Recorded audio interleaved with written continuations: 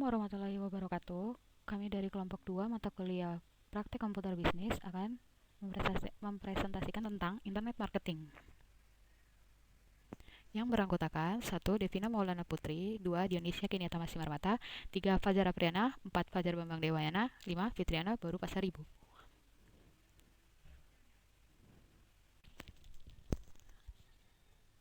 Internet marketing adalah pemasaran yang dilakukan dengan media internet untuk menyampaikan pesan promosi kepada konsumen, atau sebuah usaha memasarkan produk barang atau jasa dengan bantuan internet untuk menyebarkan informasi promosi kepada konsumen baik melalui artikel berita maupun iklan.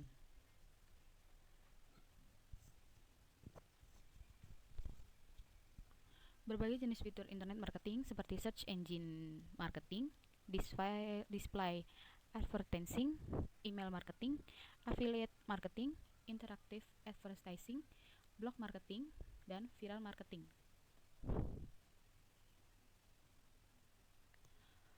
Tujuan internet marketing yaitu mampu menjangkau calon konsumen dengan biaya yang lebih murah, mampu melacak dan mengukur data respon konsumen terhadap aktivitas marketing yang dilakukan perusahaan, mampu menjangkau pasar global sebagai pangsa pasar baru, menyajikan promosi yang lebih menarik, mempermudah proses pembelian dibandingkan dengan sistem offline, personalisasi pemasaran untuk tiap calon konsumen, one-on-one marketing, 24-hour marketing.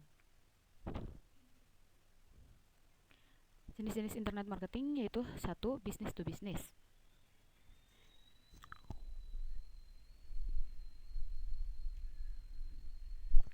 2. Business to customer merupakan transaksi eceran dengan pembeli berorangan, pembelian dilakukan secara personal. 3. Customer to customer adalah proses penjualan secara online antara seorang konsumen langsung ke konsumen lainnya. 4. Customer to business, perseorangan yang menjual produk atau jasa kepada suatu perusahaan atau organisasi. 5. Non-profit e-commerce, organisasi atau lembaga pemerintah yang menggunakan e-commerce untuk mengurangi biaya operasional atau untuk meningkatkan layanan publik. 6. Intra-business e-commerce adalah semua aktivitas internal organisasi yang dilakukan dengan sistem web-based yang melibatkan pertukaran informasi, barang, dan jasa. Aplikasi internet marketing. Internet marketing dapat dilakukan menggunakan beberapa model aplikasi, antara lain sebagai berikut. Iklan. Iklan ditampilkan pada situs web pihak ketiga atau blog untuk mengarahkan situs web perusahaan. 2. Search engine marketing. Bentuk pemasaran ini adalah untuk berusaha mempromosikan website dengan meningkatkan visibilitas dalam hasil mesin pencari. 3. Search engine optimization adalah proses meningkatkan visibilitas situs web atau halaman web di mesin pencari. 4. Social media marketing merupakan pemasaran yang dilakukan dengan memanfaatkan sosial media seperti Facebook, Instagram, Twitter, atau sosial media lainnya. 5. Email marketing. Pemasaran melalui email dilakukan dengan melibatkan langsung pemasaran pesan dengan mengirimkan pesan melalui surat elektronik. 6. Blog marketing. Situs blog perusahaan yang dimanfaatkan untuk promosi. 7. Referral marketing. Metode referral ini untuk mempromosikan produk atau layanan pada pelanggan baru melalui referensi. 8. Viral marketing. Disebarkan dari seorang kepada orang-orang yang dikenalnya secara berkelanjutan. Assalamualaikum teman-teman, perkenalkan, nama saya Fitriana Baru Pasaribu. Saya salah satu anggota dari kelompok 2 mata kuliah Praktek Komputer Bisnis. Struktur kelompok kami sebagai berikut. Ketua kelompoknya adalah Fajar Bambang Dewayana, anggota kelompoknya Devina Maulana Putri, Dionisia Keniata Masimarmata, Fajar Apriana, dan Fitriana Baru Pasaribu. Berikut adalah beberapa wajah kami. Oke guys, jadi aku akan menjelaskan tentang pertemuan kedua ini yang membahas mengenai rancangan bangun website gratis. Let's go. Sekarang saya akan menjelaskan mengenai rancangan bangun website gratis atas nama Fitriana Baru Pasaribu. Saat ini, untuk membuat website bukan lagi hal perkara yang sulit. Semua orang merasa keuntungan dari perkembangan teknologi internet yang pesat, sehingga banyak tersedia platform website yang bisa kita manfaatkan secara gratis dan mudah. Salah satunya dengan menggunakan WordPress. Membuat website menggunakan WordPress. WordPress adalah salah satu platform blog yang saat ini sudah mengalami banyak perkembangan, sehingga bisa kita gunakan untuk membuat website dan untuk banyak keperluan seperti website statis, website toko online, website profil bisnis, website properti, website kursus online, dan lain sebagainya. Jadi sudah jelas sekali fungsi WordPress sudah tidak hanya sebatas blog. Mengenai WordPress, jenis WordPress ada dua versi, yaitu pertama WordPress Instant atau bisa juga disebut WordPress.com. WordPress Instant dapat kita dapatkan dengan cara membuat akun di WordPress.com. WordPress Install disebut juga wordpress.org. Sedangkan WordPress install dapat kita dapatkan dengan cara mengunduh di situs wordpress.org dan menginstalnya di hosting milik sendiri, self-hosted. WordPress bisa dikatakan sebagai salah satu aplikasi website yang menarik, memiliki beberapa manfaat dibanding jenis aplikasi website lainnya. Alasan menggunakan WordPress yang paling direkomendasikan ialah wordpress.com karena website ini menggunakan layanan gratis dan untuk WordPress self-hosted mensyaratkan Anda harus memiliki dominan dan hosting tersendiri yang tentunya ada biayanya sebagai calon pembisnis yang ingin membuat website. Sangat disarankan menggunakan wordpress.com dan website pada WordPress jauh lebih baik serta bagus untuk dipelajari. Nantinya kita akan membiasakan diri dengan tampilan WordPress agar kita mudah untuk mengelola website tersebut. Cara membuat wordpress.com. Langkah-langkahnya adalah sebagai berikut. Pertama, klik link www.wordpress.com. Setelah terbuka, nanti akan muncul forum seperti gambar di sini. Buat situs web Anda tanpa biaya. Lalu, pilihlah nama blog Anda pada kolom tersebut nantinya. Nama ini adalah alamat yang akan digunakan oleh orang lain untuk mengunjungi blog kita di wordpress.com. Jika sudah, lanjutkan dengan mengklik tombol buat situs. Untuk informasi saja, nama blog ini hanya bisa digunakan oleh satu pengguna saja, sehingga jika kita sudah memasukkan nama blog, tetapi di WordPress menolaknya, dimungkinkan sudah ada pengguna yang menggunakan nama blog tersebut yang hendak kita masukkan tadi. Untuk itu, cobalah nama lain dan cara yang sedikit unik untuk bisa diterima oleh pihak WordPress sendiri. Setelah itu, akan muncul form seperti berikut. Isi kolom-kolom tersebut dengan menggunakan informasi yang benar. Nantinya informasi seperti email, nama, pengguna, username, dan password akan selalu Anda gunakan ketika hendak masuk ke halaman panel kontrol blog WordPress milik Anda. Bakal muncul gambar seperti ini jika sudah benar memasukkannya. 3. Pada kolom alamat URL atau email, pastikan Anda menggunakan alamat email yang aktif dan sering Anda buka karena WordPress akan mengirimkan konfirmasi pendaftaran yang dikirimkan melalui email tersebut. Jika Anda belum punya email, mohonlah buat segera email terlebih dahulu. Bisa di Yahoo atau di Google dan yang lainnya. Pada kolom nama pengguna, username, pilihlah nama pengguna yang Anda sukai. Mohon diingat dengan baik-baik, jangan sampai lupa. Karena nama pengguna itu sifatnya eksklusif dan hanya bisa digunakan oleh satu pengguna saja. Jika username pilihan Anda ditolak, cari nama lain hingga diterima. Pada kolom kata sandi atau password, buatlah yang sedikit unik yang kira-kira Anda selalu ingat namun tidak mudah diacak oleh orang lain. Nah, jika blog yang Anda masukkan tersedia dan bisa diterima oleh WordPress, maka pada kolom alamat blog ini akan tertera nama blog yang Anda pilih. Anda dengan ditandai tanda centang berwarna hijau. Namun, jika nama pilihan yang Anda sudah dipakai oleh pengguna lain, maka akan muncul tanda centang berwarna merah. Jika pengisian informasi pada kolom-kolom di atas sudah selesai, scroll ke bawah mouse pointer Anda sehingga di tampil layar laptop atau PC Anda terlihat seperti tabel berikut ini.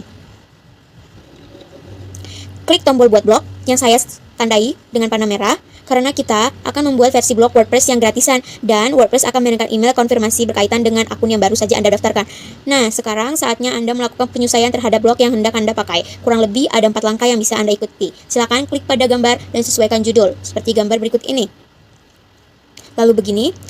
Tips dari saya, langkah-langkah di atas merupakan opsional, tidak wajib sehingga Anda bisa mengaturnya kembali nanti. Klik tombol langkah berikutnya untuk mempercepat proses. Jika sudah selesai, nanti Anda akan dibawa ke halaman admin panel blog dan pastikan Anda melihat notifikasi seperti berikut, di mana notifikasi ini mengatakan verifikasi alamat email Anda sudah benar. Sekarang buka email yang tadi Anda gunakan untuk registrasi. Di WordPress, klik link aktivasi di email Anda. Jika Anda tidak menemukan email dari WordPress, coba cari di folder spam atau bulk email. Ini contoh email yang dikirimkan oleh pihak WordPress. Lalu begini, artinya akun Anda sudah berhasil masuk dan sudah bisa digunakan. Klik view or site untuk lihat paparan blog Anda. Klik login untuk masuk ke blog Anda sebagai admin. Selanjutnya, cara mengisi web. Saat Anda mengisi web, akan banyak sekali pilihan seperti ini. Setelah login WordPress.com akan memaparkan dashboard untuk admin, menyusun atur dan menguruskan kandungan dalam blog. Untuk memasukkan entry, klik tanda segitiga yang berada di sebelah kanan menu post untuk menampilkan submenu di bawahnya, kemudian klik edit new. Setelah klik edit new, ruang untuk menulis entry akan terpapar. Kategori uncorrect adalah valid. Jika ingin menambahkan, klik tanda plus edit new kategori dan masukkan nama kategori yang sesuai dengan tema. Entry contohnya adalah proposal, kemudian tekan butang edit. Setelah klik tambah, akan muncul kategori baru. Jika ingin menulis lagi entry yang berhubungan tentang pribadi, Anda tidak perlu membuat kategori baru lagi. Anda hanya perlu menandai sejak pada kontak kategori persona.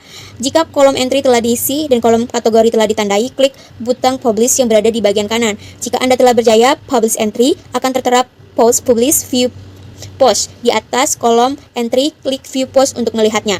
Seperti ini. Ini adalah beberapa gambar yang mengikuti perintah di atas ini. Ini untuk cara memasukkan link. Kita bisa pelajarin dari sini. Oke. Untuk pengetahuan apa saja bentuk dokumen seperti nota, mimin, mesyuarat, tutorial dan sebagainya yang mempunyai format seperti JPG dan sebagainya, dokumen, PPT, boleh diupload dan disimpan di dalam media library. Kemudian menggunakan KID ini, ia memasukkan link untuk menghubungkan pengguna ke file tersebut. Pengguna boleh save as pada page yang mengandung paparan dokumen tersebut untuk menyimpan ke dalam komputer dengan hanya klik saja. Ini adalah beberapa gambar untuk kita biar agar tahu link untuk dokumen URL berikut sebagai sini. Sekian dari Assalamualaikum warahmatullahi wabarakatuh. Saya dari kelompok 3 ingin mempresentasikan tentang pertemuan ketiga yang berjudul Jualan Selain di Website. Pertama, perkenalkan nama anggota kelompok 2 yang terdiri dari Devina Maulana Putri, Dionisa Kenia Tama Simarmata, Fajar Apriana, Fajar Bambang Dewayana, Fitriana BR Pasaribu. Pertemuan ketiga ini yang sudah saya jelaskan seperti di awal, yaitu berjudul Jualan Selain di Website. Jualan selain di website atau online itu sudah semakin mudah, cepat, banyak pilihan. Sebelum mulai jualan, pasti kalian pernah berpikir bagaimana sih orang itu tahu dengan produk penjualan kita atau toko yang kita jual, apa toko yang kita buka jual itu, apakah kita harus membuka atau membuat website toko untuk online, apa saja yang harus ada dalam website, bagaimana cara online marketing atau itu SEO, dan lain sebagainya. Pasti kalian pernah berpikir seperti itu kan? Dan jawabannya, kamu nggak harus selalu memulai bisnis online dengan membuat website.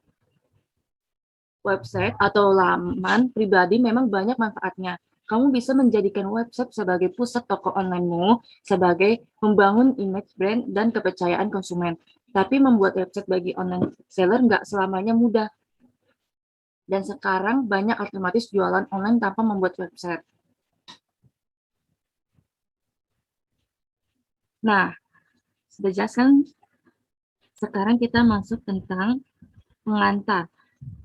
Pemasaran internet atau internet marketing atau perikanan daring online. Advertising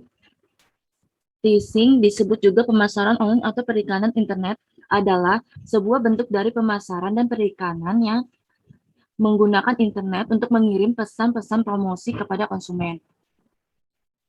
Tujuan perkuliahan dalam materi ini agar mahasiswa mampu berbisnis atau jualan selain menggunakan website. Mau jualan online tapi bisa buat website? Coba 3 media alternatif berikut ini.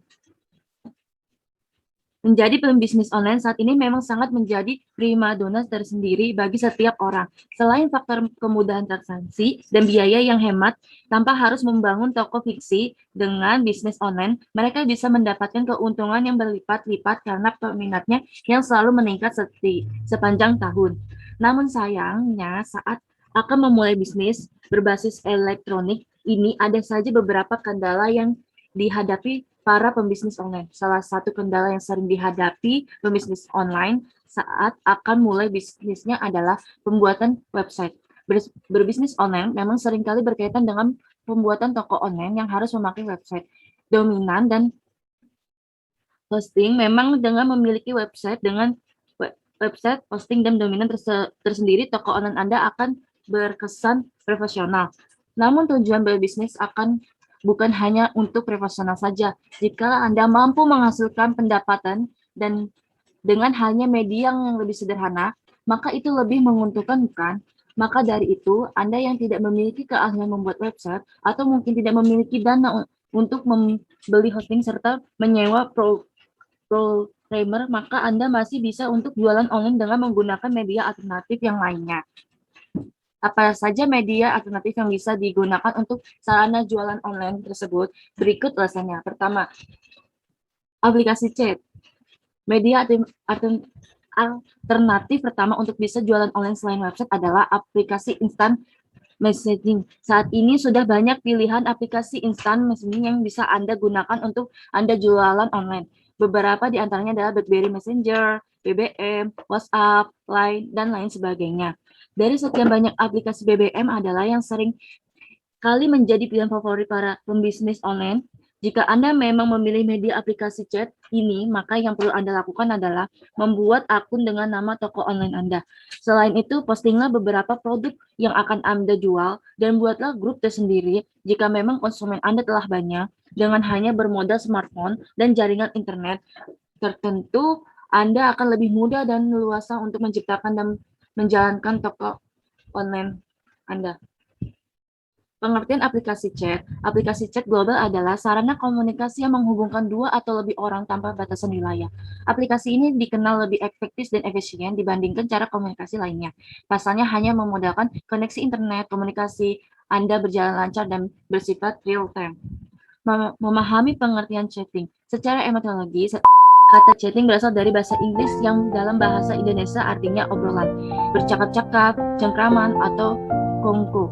Di Indonesia, kata chatting sering ditunjukkan untuk kegiatan bercengkrama menggunakan gadget atau gawe, sehingga kata chatting dapat kita definisikan sebagai suatu aktivitas berkomunikasi dengan saling bertukar pesan antara dua atau lebih orang dengan memanfaatkan gawe aplikasi chat dan koneksi internet. Pengertian chatting atau contoh aplikasinya. Istilah chatting tidak hanya ditemukan pada pengguna email messenger saja, karena sudah banyak aplikasi chatting yang tersedia untuk mengguna smartphone. Beberapa contoh aplikasi chatting yang sering digunakan oleh masyarakat di antaranya WA, BlackBerry Messenger, BBM, Facebook Messenger, Yahoo Messenger, Line, Google Home, Google Alert, Tab, dan lain sebagainya. Dari semua aplikasi tersebut, tujuan yang sama yaitu untuk saling berkomunikasi melalui media internet. Fungsi chatting secara umum. Chatting adalah salah satu cara berkomunikasi yang paling efektif dan efisien saat ini. Penggunaan aplikasi chatting sudah sangat masif, hampir semua orang menggunakan setidaknya satu aplikasi bertukar pesan. Secara umum, chatting memiliki beberapa fungsi, di antaranya sebagai sarana komunikasi yang paling mudah, cepat, dan efisien. Yang kedua, sebagai sarana untuk saling berkonsultasi lebih mudah. Yang ketiga, alat untuk menjalani hubungan dengan orang lain. Yang keempat, bisa digunakan untuk berkumpul pada suatu grup atau multi chat, dan bisa juga untuk berjualan, untuk promosi. Dampak negatif chatting pada masyarakat yaitu meskipun banyak hal yang positif dari aktivitas chatting, namun dampak negatif juga patut diperhatikan. Salah satunya adalah kasus penipuan via chat yang kini sedang merajalela. Berikut adalah beberapa dampak chatting pada masyarakat. 1. Resiko perangkat komputer dan gadget mudah terkena virus. Kedua, kemungkinan membicarakan hal yang tidak sopan melalui chatting. Ketiga, berhubungan dengan orang yang tak dikenal. Keempat, bisa mengakibatkan ketagihan. Kelima, chatting bisa menimbulkan masalah kesehatan bila terlalu sering, misalnya rematik, otot kaku, masalah penglihatan. Keenam, potensi terjadinya penipuan melalui aktivitas chatting. Manfaat chatting dalam bisnis. Apakah kamu juga berpengaruh positif terhadap suatu bisnis? Tentu saja berikut ini beberapa manfaat adanya video chatting untuk mengembangkan bisnis. 1. Sarana komunikasi. Sudah disinggung dari pengertian chatting di atas bahwa tujuannya adalah untuk memudahkan cara berkomunikasi jarak jauh. Dengan adanya fitur chatting saat ini akan semakin mudah sistem koordinasi dalam sebuah perusahaan. Untuk menyampaikan informasi yang terkesan penting dan segera, maka bisa memanfaatkan fitur chatting. Dengan chatting juga bisa menyampaikan pesan atau informasi langsung beberapa orang seperti pada fitur chatting. Tentu hal ini sangat berdampak positif terhadap pembisnis. 2. Sumber informasi paling cepat. Chatting diiklim sebagai perantara penyampaian informasi paling cepat untuk bertukar informasi. Anda tidak perlu menemui orang yang bersangkutan atau menghabiskan pulsa dengan menelpon karena bisa dilakukan hanya dengan chatting. Ketiga, meningkatkan efisien waktu. Memang tidak bisa dipungkiri karena adanya fitur chatting saat ini sangat memudahkan pekerjaan kita. Untuk membuat janji atau pertemuan mendadak tidak harus menggunakan surat secara resmi, karena saat ini sudah banyak melakukan undangan via chatting, sehingga dengan chatting dapat menghemat waktu yang diperlukan untuk penyebaran undangan. Keempat, untuk berkomunikasi dengan pelanggan. Chatting tidak hanya memudahkan komunikasi antara anggota perusahaan saja, namun juga bertujuan untuk memudahkan interaksi dengan pelanggan. Dengan chatting, maka Anda akan lebih mudah terhubung dengan pelanggan, misalnya untuk memesan produk, komplain, atau lain sebagainya. Kelima, sebagai sarana pemasaran. Di zaman serba hidup ini, tentu Anda tidak perlu lagi mengeluarkan budget lebih untuk pemasaran atau promosi dengan mencetak brosur. Anda cukup membuat bahan promosi dalam bentuk digital dan kemungkinan melakukan penyebaran chat via chatting Cara promosi seperti ini sudah dianggap lumrah di kalangan pembisnis, terutama yang berbisnis secara online. Dan sekarang aplikasi medianya yaitu media sosial. Berikut media alternatif untuk berjualan online adalah media sosial. Tentu Anda sudah tidak asing lagi dengan benda satu ini, karena hampir setiap orang kini minimal telah memiliki media sosial. Pembuatan yang tanpa biaya dan kegunaannya yang bisa menghubungkan dengan banyak orang membuat media alternatif yang satu ini juga banyak diminati para pembisnis online. Saat akan membuatnya, Anda juga akan dihadapkan dengan banyak pilihan media sosial yang sekarang ada dari Facebook, Twitter, Instagram, Threads, dan lain sebagainya. Adalah ragam pilihan media sosial yang bisa Anda gunakan untuk berjualan online. Bagaimana jika mengambil semua pilihan tersebut? Itu akan lebih baik, namun Anda harus ingat bahwa semakin banyak media sosial yang Anda gunakan, Anda harus semakin rajin dan aktif pula dalam mengolahnya. Ya, saat menjalankan jualan online dengan media sosial, Anda memang dituntut untuk selalu online mengolah akun tersebut. Jangan lupa pula untuk membuat bagi untuk mengumpulkan para customer Anda dalam media sosial tersebut jika memang Anda telah memiliki banyak pelanggan. Pengertian media sosial. Media sosial adalah sebuah media online dengan para penggunanya bisa dengan mudah berpartisipasi, berbagai dan menciptakan isi meliputi blog, jejaring sosial, wiki, forum, dan dunia virtual. Blog, jejaring sosial, dan wiki merupakan bentuk media sosial yang paling umum digunakan oleh masyarakat di seluruh dunia.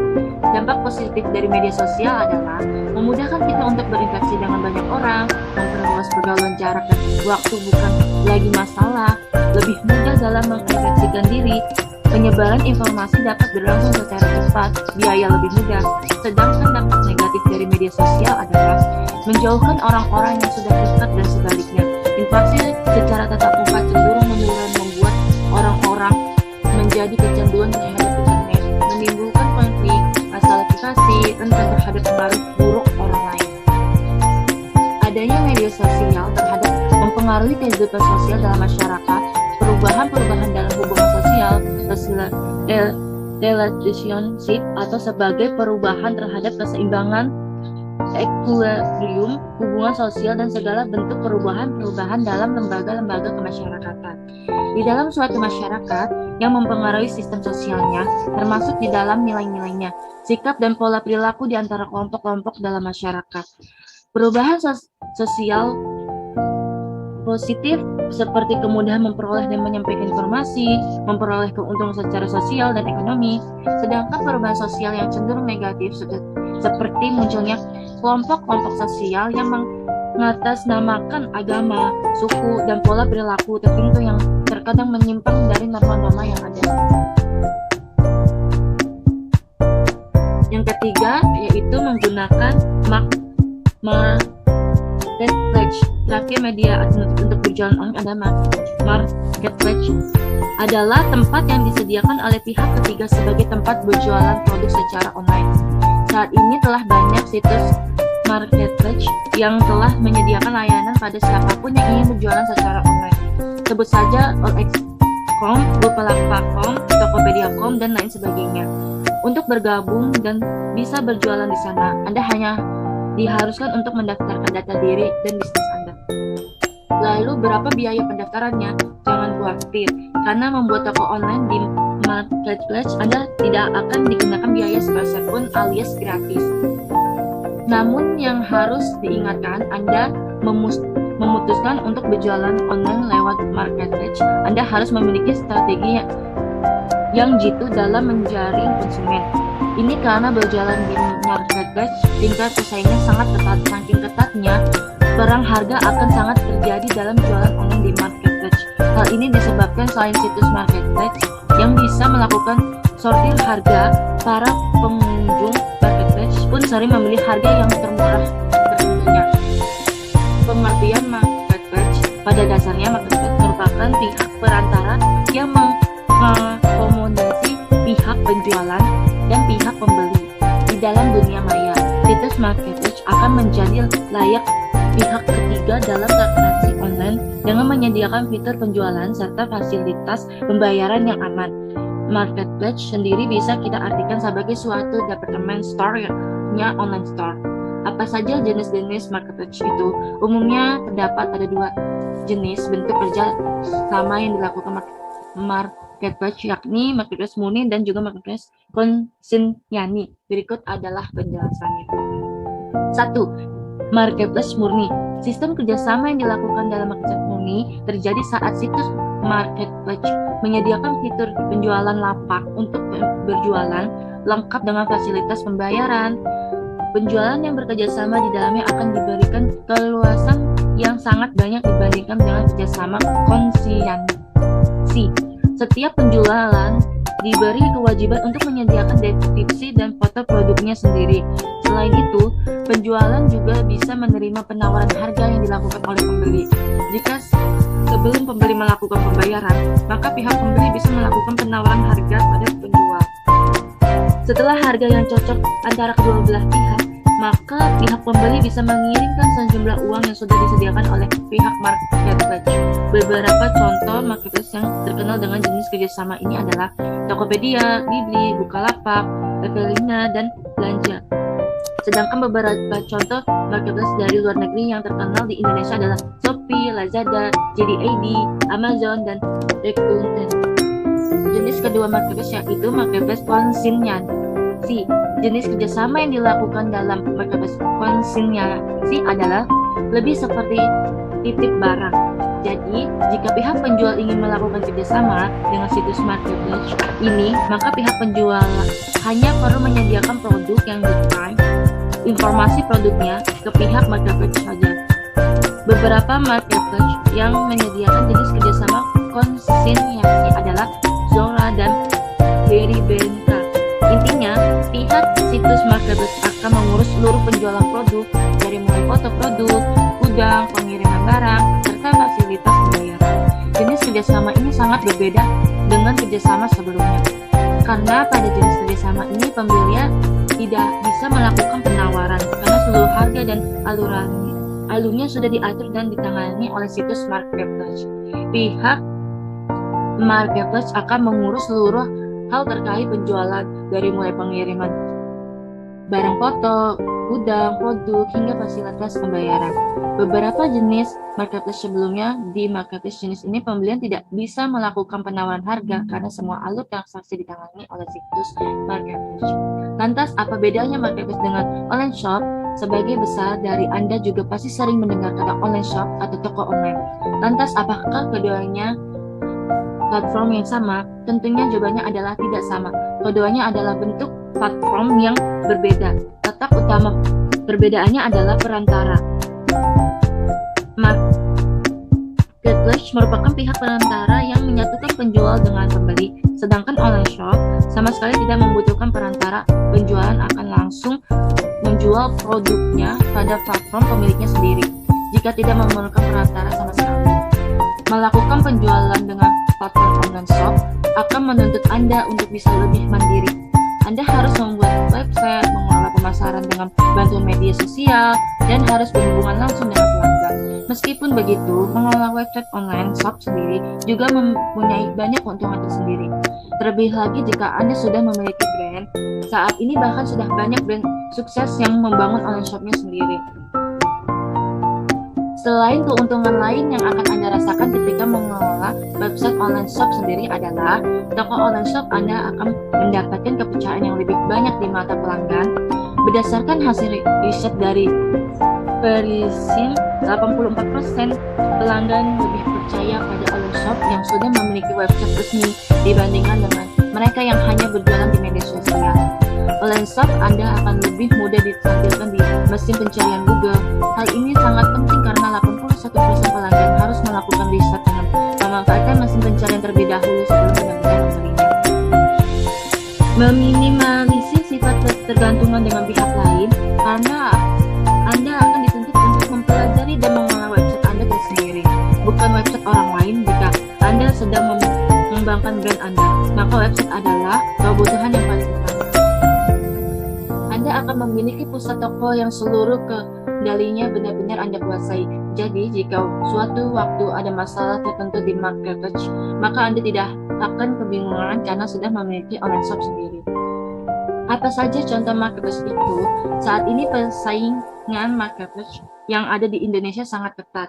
Banyak sekali pemain baru dan pemain lama yang bersaing dalam mendapatkan konsumen di Indonesia. Marketplace di bawah ini merupakan 5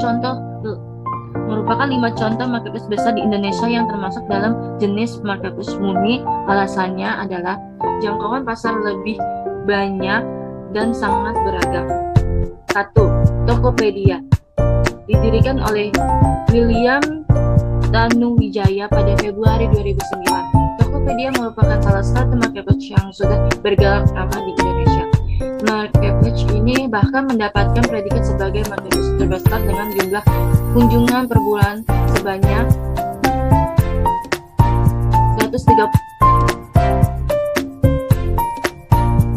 137.200 pengunjung. Selain itu, Tokopedia juga termasuk ke dalam kategori salah satu taproom unicorn di Indonesia, yang artinya ini adalah valuasi Tokopedia sudah menyentuh angka lebih dari $1 atau miliar. Yang kedua yaitu Bukalapak. Posisi kedua dipegang oleh Bukalapak yang sama-sama memiliki gelar taproom unicorn layaknya Tokopedia. Bukalapak ini didirikan oleh Ahmad Zaki pada 2010 di Bandung, Jawa Barat. Selama ini marketplace Bukalapak sudah berhasil mengumpulkan 256 pengunjung di per bulan di awal tahun 2019 lalu. Yang ketiga adalah Shopee. Shopee merupakan salah satu marketplace asal Singapura. Marketplace ini sudah mengekspansi pasar Asia Tenggara sejak tahun 2015 lalu, termasuk ke Indonesia. Setelah 4 tahun melakukan ekspansi, akhirnya Shopee berhasil menduduki posisi marketplace terbesar ketiga di Indonesia.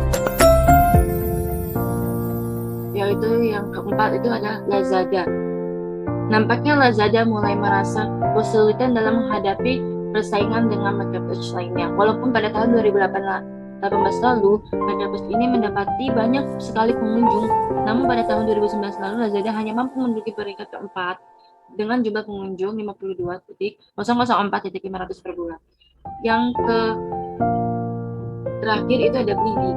Blibli merupakan marketplace karya PT Global Digital Niaga, salah satu anak perusahaan Jarum. Marketplace ini mampu menduduki peringkat kelima dengan jumlah total pengunjung bulanan sebanyak 32.597.200. Jika Anda adalah pemilik usaha yang menjual barang dagangan Anda di marketplace seperti Tokopedia, Bukalapak, atau Shopee, itu hal penting yang harus diperhatikan adalah mengelola stok dan pencatatan transaksi secara real-time. Anda tentu tidak menginginkan saat ada konsumen yang memesan ke toko Anda di marketplace, Anda malah tidak bisa menerima pesanan tersebut karena data barang di marketplace tidak sinkron dengan data barang yang sesungguhnya. Belum lagi masalah kesulitan mencatatkan setiap transaksi dari berbagai jenis marketplace yang berbeda untuk mengetahui untuk Anda. Dari sini sudah paham untuk pengertian dari pertemuan ketiga ini yang berjudul jualan selain di browser. Kurang lebihnya mohon maaf jika ada kesalahan kata. Sekian dari kelompok kami. Wassalamualaikum warahmatullahi wabarakatuh.